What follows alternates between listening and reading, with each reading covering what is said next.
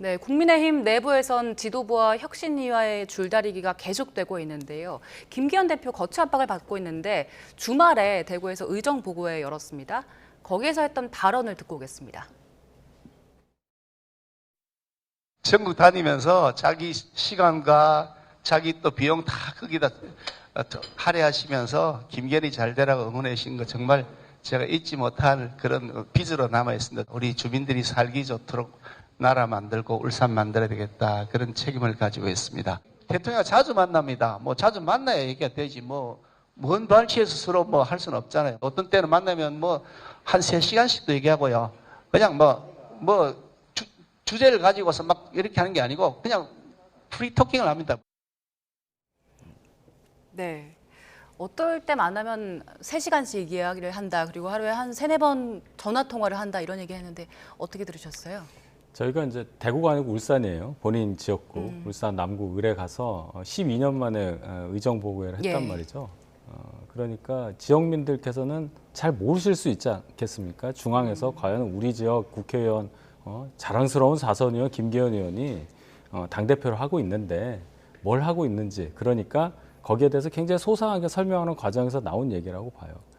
저희처럼 이게 정치 고관여층은 당연히 여당 대표와 대통령이 항시 소통하고 있다고 알고 있지만 지역민들께서 모르실 수 있기 때문에 이렇게 아주 자세하게 설명한 그런 과정이라고 보고, 또 역으로 생각하면은 지금 김 대표를 본인 입장에서는 본인 어떤 위상이나 그 부분에 대해서 뭔가 좀 공격이 들어오고 견제가 들어온다고 생각한다는 그런 측면도 있을 거예요. 그런 차원에서 본인의 지금 위치가 그렇게 흔들리고 있지 않다는 어떤 자신감의 표현, 그것까지 포함한 그런 발언이었다고 저는 생각합니다. 네, 지역민들이 잘 모르니 소상히 설명을 하기 위해서 이제 저렇게까지 얘기를 했다라고 하셨는데, 지금 홍준표 대구시장은 비판을 했습니다.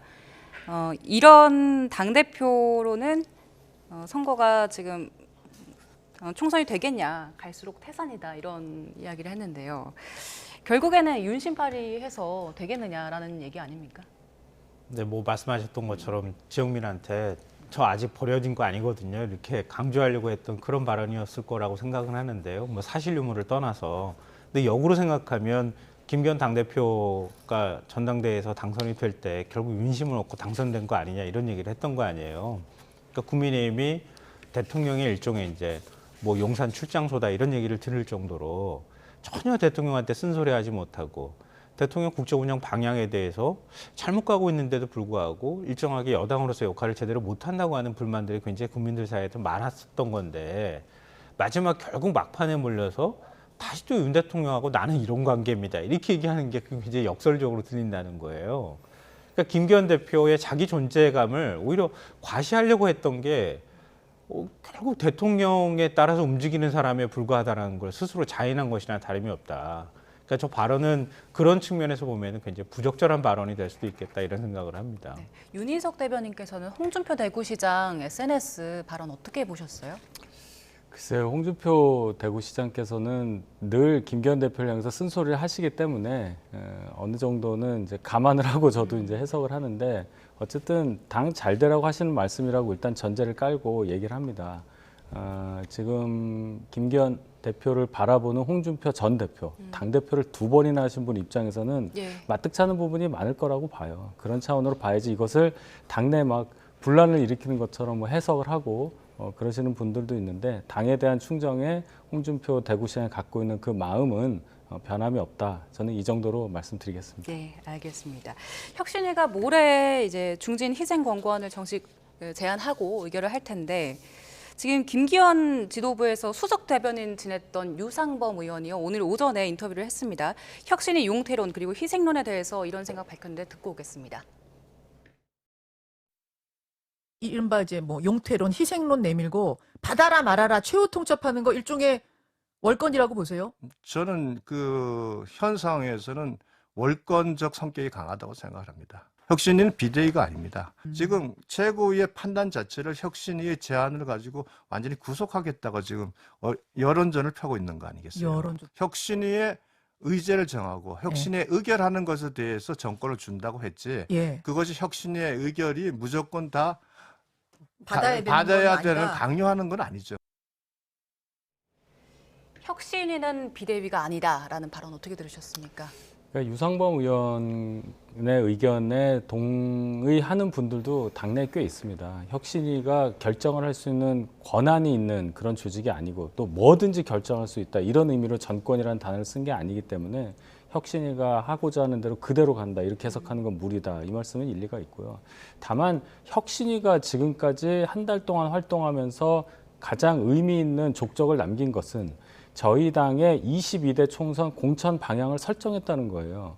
어떤 저항이 있을 수도 있고 뭐 갈등이 있을 수도 있겠지만 결국은 희생과 헌신이라는 단어로 대표될 수 있는 저희 당의 공천 방향을 이미 총선 5개월여 앞두고 이미 얘기를 해버린 거예요. 지금 한 달이 지났죠. 앞으로 총선까지 한 4달 반 정도 남았습니다. 그 사이에 이 방향은 바뀌기가 굉장히 어렵게 됐습니다. 그렇기 때문에 혁신위와 지금 지도부가 뭐 갈등을 하고 있다는 뭐 그런 해석도 있고 혁신위가 내홍을 겪고 있다는 해석도 있지만 적어도 혁신위가 지금까지 한 달 동안 했던 그 얘기는 변하기가 어렵다. 그 자체로 의미가 있다는 것이고 그렇다면은 이탄희 의원조차 오늘 아침에 본인 지역구를 버리겠다고 한 마당에 저희 당에서 그 공천 방향이라는 것을 거스르고 독립적으로 본인 정치 이익을 위해서 단독 플레이를 할 만한 분들은 저는 없다고 감히 생각합니다. 예. 민주당도 혁신위가 앞서 뭐 조기 종료되고 힘을 못 얻는 상황들이 있었잖아요. 네. 그래서 지금 상황 보면 어떤 생각이 드실지도 궁금한데요. 그러니까 인유한 혁신위의 제일 큰 공은요. 제가 볼 때 민주당을 잊게 만든 거예요. 그러니까 선거 패배 이후에 국민의힘이 급속하게 뭔가 이렇게 휩쓸려가는 거를 좀 막아주는 역할을 했다는 거죠. 그러니까 그런 면에서는 저는 어느 정도 성공한 것이다 이렇게 생각하는데요. 다만 국민의힘이 혁신을 바라는 사람들의 입장에서 보면 혁신에 성공하기 좀 어려운 애초부터 좀 내생적 한계를 갖고 출발한 혁신이었다 이렇게밖에 볼 수가 없는 거죠. 왜냐하면 김기현 대표 체제가 무너질 위기였었잖아요. 근데 인유한 혁신위를 세움으로 인해서 김기현 대표 체제가 유지되는 효과가 있었단 말이에요. 근데 결과적으로 보면 김기현 대표 체제를 다시 휩쓸게 만드는 홍수 역할을 하려고 지금 혁신위가 덤벼들고 나니까 김기현 대표하고 지금 갈등하는 상황이 와버린 거 아닌가 싶어요. 그러니까 인유한 혁신위원장이 얘기하는 것처럼 김기현 대표 상투 잡지 않겠다고 얘기를 했잖아요. 그럼 딱 그만큼만 하면 되는 건데 지금 상투를 잡으려고 하니까 김기현 대표하고 갈등할 수밖에 없는 상황이다 이렇게 보이는데요. 근데 지금 유상범 의원이 얘기했던 내용의 행간이나 본질은 제가 볼 때는 그러니까 김기현 대표가 무너지면 다른 의원들도 같이 휩쓸려 갈 수 있다고 하는 불안감들을 국민의힘 의원들은 다 갖고 있을 거라고 저는 생각하거든요. 그러니까 어떤 방식으로든 이번에 뭐 40%가 되든 50%가 되든 물갈이가 이루어질 수밖에 없다는 걸 아마 의원들이 잘 알고 있을 겁니다. 특히 영남권 의원들이 상당히 많은데 영남권 의원들 입장에서는 청와대 참모들이 내려올 거라는 걱정 안 하겠습니까? 근데 김기현 대표가 지금 막아주고 있기 때문에 그게 어느 정도 속까지는 역할들을 해주는 건데 김기현 대표가 거기서 그냥 확 내려놔 버리면 그냥 여기에서 아무도 막아주지 못하는 상황이 됐을 거라는 거죠. 그런 거에 대한 불안감들이 지금 깔려 있는 거 아닌가 싶어요. 그러니까 일단 인유한 혁신위는 어찌됐든 해산을 할 거 아닙니까? 이번 주 지나면 제가 볼 땐 해산할 수밖에 없을 거라고 보이는데요. 그럼 그때까지만이라도 김기현 대표가 일단 막아놓고 그러고 난 다음에 정리하는 작업에 어떤 방식으로든 들어가 주지 않으면 여기서 확 휩쓸리면은 김기현 대표뿐만 아니라 중진급도 마찬가지고 재선까지 초선까지 쫙 그냥 내려갈 거라는 거예요. 이걸 김기현 대표가 어느 정도 막아주는 역할을 지금 하고 있는 것이기 때문에 유상범 의원이 저런 얘기를 할 수 있지 않을까 저는 그렇게 생각합니다. 예. 하태경 의원이요. 수도권 험지 출마하겠다라고 얘기했다가 어제 종로에 출사표를 냈잖아요. 근데 당이랑 이야기를 했다, 상담을 했다, 상의를 했다는 얘기를 했는데 정작 당에서는 이게 얘기가 있던 건지 없던 건지 좀 혼란스러운 분위기인데 당과 이야기가 된 겁니까?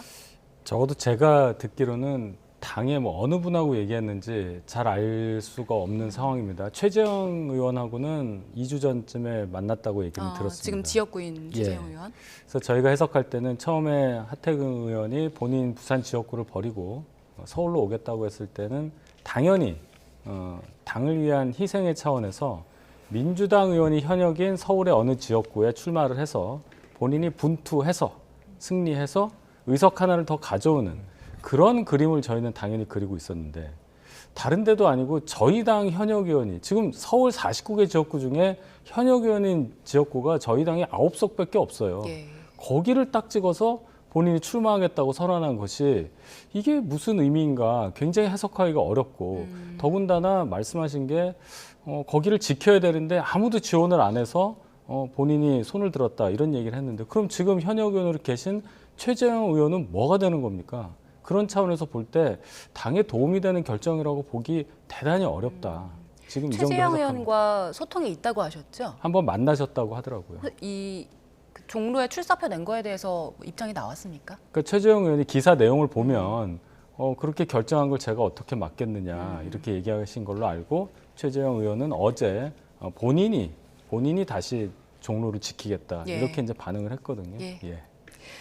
무슨 의미인지 종로에 출사표를 낸 게 무슨 의미인지 해석이 어렵다는 말씀하셨는데요. 왜 종로였는지 하태경 의원이 오늘 이 질문에 대한 답을 냈습니다. 들어보고 오겠습니다.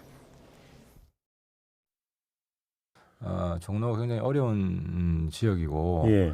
그래서 종로를 누군가가 반드시 지켜내야 되는데 이제 제가 쭉 이제 당과 상의도 하고 여러 정보들 탐문해 본 결과 마땅한 대안이 없다.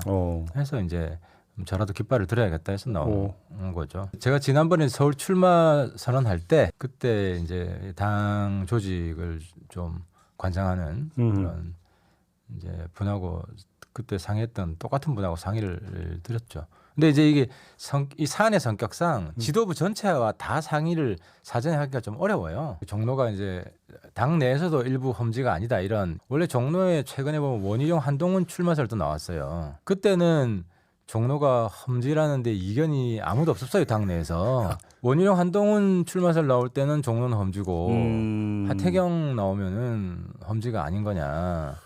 근데 이런 좀 이상한 논리가 되는 거죠. 어느 지역이든 이렇게 경쟁을 할 수밖에 없고 이게 민주주의의 본질이죠. 종로가 험지입니까 아닙니까?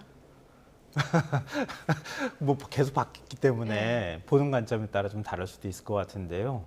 근데 지금 뭐 현역 의원이 있는 상황이니까 이걸 그냥 마냥 혐지라고 표현하기에는 좀 어폐가 있지 않을까 그렇게 생각하는데 저는 이거 보면서 하태경 의원이 말의 뉘앙스로만 보면은 굉장히 명민할 수도 있고 또 굉장히 영악할 수도 있다 이런 생각을 하는데요.